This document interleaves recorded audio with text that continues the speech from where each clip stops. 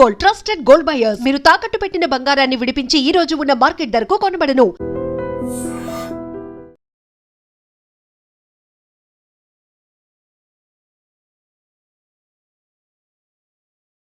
తెలంగాణ రైతులకు good news అని చెప్పాలి. రైతు భరోసా నిధుల విడుదలకు ముహూర్తం ఫిక్స్ అయిపోయింది.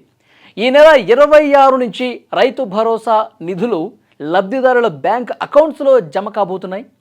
రాబోయే వర్షాకాలం ఖరీఫ్ సీజన్కు సంబంధించిన పెట్టుబడి సాయాన్ని విడుదల చేయాలని ముఖ్యమంత్రి రేవంత్ రెడ్డి నిర్ణయం తీసుకున్నారు.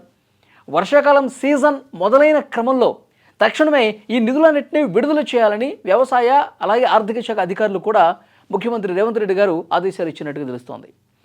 ఈ మేరకు 1.5 కోట్ల ఎకరాలకు అంటే ఒక్కొక్క ఎకరం 6,000 రూపాయల చొప్పున అందించేందుకు 9,000 కోట్ల రూపాయలు అవసరమవుతాయని ప్రభుత్వం అంచనా కట్టింది. ఈ నిధులను వ్యవసాయ శాఖ విడుదల చేయాలని సీఎం రేవంత్ రెడ్డి అధికారులకి ఆదేశాలు అయితే ఇచ్చారు. జూన్ 18వ తేదీన తెలంగాణ కేబినెట్ సమావేశం జరగబోతోంది. ఈ సమావేశంలో రైతు భరోసా నిధుల విడుదలకు సంబంధించి డిస్కషన్ చేయబోతున్నారు. ఈ సమావేశంలో ఒక కీలక నిర్ణయం కూడా తీసుకోబోతున్నారు. కేబినెట్ ఆమోదం తెలిపే అవకాశం కనిపిస్తోంది. ఈ ఆమోదం తర్వాత నిధుల విడుదల ప్రాసెస్ అనేది వేగంగా చేయాలని కూడా అధికారులు నిర్ణయించారు. ఇక విడతల వారీగా లబ్ధిదారులకు నిధులు బదిలీ చేసే అవకాశం ఉంది. జూన్ 26వ తేదీన ఎకరంలోపు ఉన్నటువంటి భూమికి సంబంధించి నిధులని విడుదల చేస్తారు. తొలి రోజు మొత్తంగా చూస్తే 73 లక్షల మంది రైతులకు లబ్ధి చేకూరబోతోంది. ఆ తర్వాత మిగిలిన రైతులకి విడతల వారీగా 2 ఎకరాలకి, తర్వాత 3 ఎకరాలకి, ఇట్లా ఒక్కొక్క ఎకరాన్ని పెంచుకుంటూ నిధులు విడుదల చేసే అవకాశం ఉంది. ఎక్కువ పొలం ఉన్న వాళ్ళకి విడతల వారీగా చేస్తారు. వీటిని బ్యాంక్ అకౌంట్లలో ఈ నిధుల్ని జమ చేస్తారు డైరెక్ట్గా. గతంలో ఏ విధంగా అయితే జరిగిందో సో రెగ్యులర్ ఈ సంవత్సరం కూడా ఖరీఫ్ రబీ సీజన్లో అదేవిధంగా నిధులు విడుదల చేసే అవకాశం ఉంది. రైతులకు తెలంగాణ ప్రభుత్వం మరొక శుభవార్త కూడా చెప్పే అవకాశం ఉంది. సన్న బియ్యం పండించే వాళ్ళకి ప్రయోజనం చేకూరే విధంగా ఈ నిర్ణయం ఉన్నట్టుగా తెలుస్తోంది. 7 రకాల సన్న వడ్ల విత్తనాలను సబ్సిడీ మీద రైతులకు అందించాలని నిర్ణయించింది. ఈ మేరకు రైతు వేదికల్లో అందుబాటులో ఉంచాలని అధికారులను ఆదేశించారు ముఖ్యమంత్రి రేవంత్ రెడ్డి గారు. రైతు వేదికలు కేవలం సమావేశాలకే పరిమితం కాకూడదు. ఆ వేదికలు రైతుల కోసం ఒక సేవా కేంద్రాలుగా మారాలి. ఎందుకంటే ఆ రైతు వేదికల దగ్గరికి వచ్చినప్పుడు చాలామంది మీటింగ్లు పెడతారు, ఎవరి నిర్ణయం వాళ్ళు చెప్పుకుంటారు, పలానా టైంలో నిధులు పడుతున్నాయని చెప్తున్నారు, వాళ్ళ సమస్యలు ఏదో చెప్పుకుంటారు, క్లోజ్ చేస్తారు. అట్లా వద్దు. గతానికి భిన్నంగా ఈసారి సమావేశాలు జరగాలి.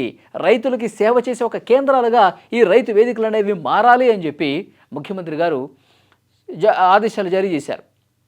యాక్చువల్గా ఈ వేదికల వద్ద వ్యవసాయ, రెవెన్యూ, పోలీసు విభాగాల నుంచి ఒక్కో అధికారి ఎప్పుడూ అందుబాటులో ఉండాలని చెప్పి సూచించారు.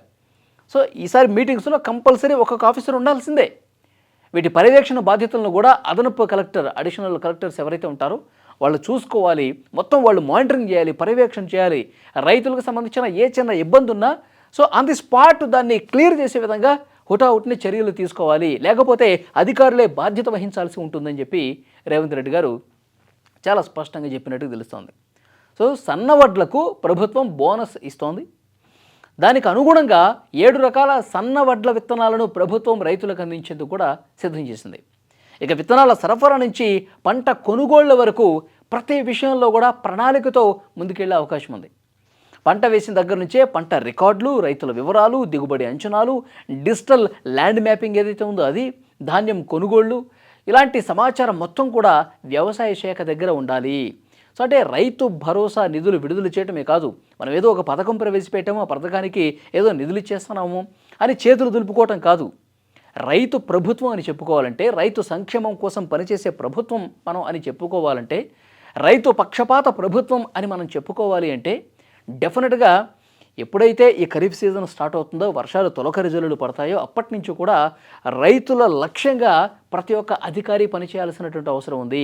నిధులు విడుదల చేయడంతో పాటు పెట్టుబడి సాయం వాళ్ళకి అందించడంతో పాటు టైంకి, దాంతోపాటు వాళ్ళకి కావాల్సినటువంటి ఎరువులు కావచ్చు, ఆ తర్వాత పంట సాఫీగా వాళ్ళు ఆ పంట పండించుకునే దాంట్లో వాళ్ళకి ఎదురయ్యే సమస్యలు కావచ్చు, వాటిని వెంటనే పరిష్కారం తెలియజేయాలి. తర్వాత పంట అయిపోయిన తర్వాత పంట కొనుగోలు కేంద్రాల దగ్గర కావచ్చు, ఇవన్నీ కూడా మనం ప్రతి ఒక్క దశలో రైతు వెంట ఉంటే డెఫినెట్గా ఆ రైతు వేదికలు మనం పెట్టిన ఉద్దేశమే అది.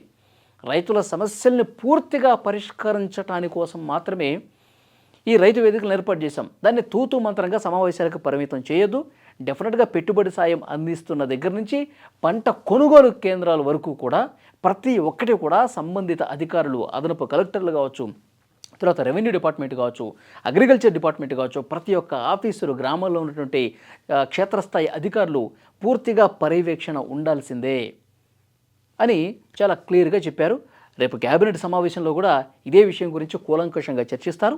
26వ తారీఖు నుంచి పూర్తిగా ఆ నిధులు అనేవి మొదటి ఎకరంతో స్టార్ట్ అయ్యి ఆ తర్వాత ఒక్కొక్క ఎకరాన్ని పెంచుకుంటూ పోయే అవకాశం ఉన్నట్టుగా చాలా క్లియర్గా కనిపిస్తోంది.